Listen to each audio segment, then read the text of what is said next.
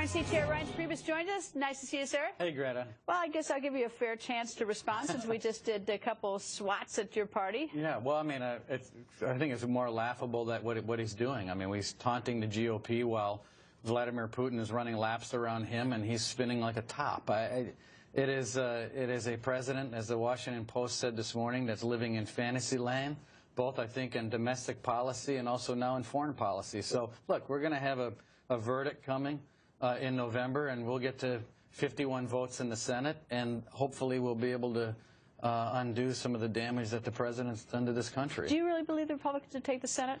Yeah, I mean, I do, because it's not, obviously I'm the chairman of the party, and people would expect me to spin, but I would just ask people to look at what's at play. And what's at play are 6 seats that are currently held by Democrats that the president didn't win 41% in 2012. Now, the difference between 2014 and 2012 is that the president himself is personally unpopular. Obamacare is no longer a myth or a promise. The reality is people hate it. And in fact, the reason we're obsessed with Obamacare is that the American people are obsessed with Obamacare.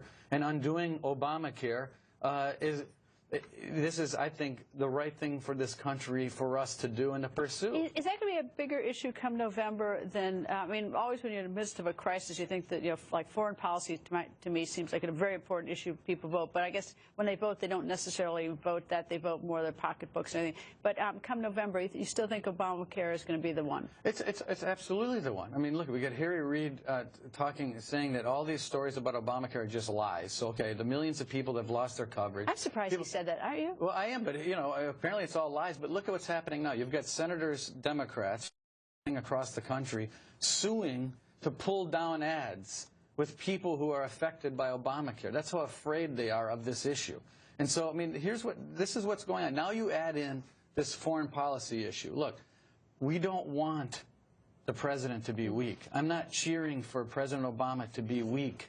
We want him to lead. We want America to lead. We want America to look strong in front of the entire world. And he's leading us in the wrong direction overseas as well. And I think Mike Rogers was right yesterday when he said the president is playing marbles while Putin is playing chess. And we've got to get serious here. Chairman, nice to see you, sir. Always nice to see you. You bet. Thank you, Greta. And there are only 2 hours and 2 minutes.